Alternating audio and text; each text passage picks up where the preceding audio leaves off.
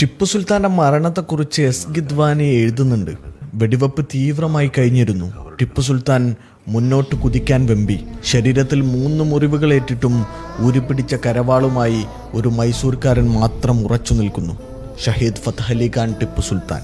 English പട്ടാളക്കാരുടെ കണ്ണുകൾ മുറിവേറ്റ ടിപ്പു സുൽത്താൻ അണിഞ്ഞിരുന്ന അരപ്പട്ടയിൽ പതിക്കുകയാണ്. ആ അരപ്പട്ടയിലാണ് ടിപ്പു സുൽത്താൻ തൻ്റെ കരവാൾ ചേർത്തു വെച്ചിരുന്നത്. നമുക്കത് പിടിച്ചെടുക്കണം. വാശിയോടെ ഇംഗ്ലീഷ് സൈനികർ ആക്രോശിക്കുകയാണ്.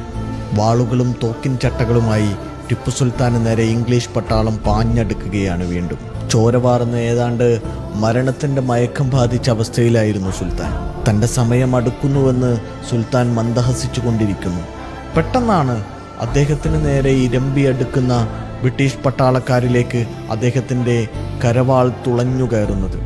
ആ കരവാളുകൾ ബ്രിട്ടീഷ് പട്ടാളത്തിന് മുറിവേൽപ്പിച്ചു. മരണത്തിലും ധീരനായിരുന്നു ടിപ്പു സുൽത്താൻ എന്ന് ഈ ചരിത്ര സംഭവങ്ങളിൽ നിന്ന് നമുക്ക് വായിച്ചെടുക്കാൻ കഴിയും.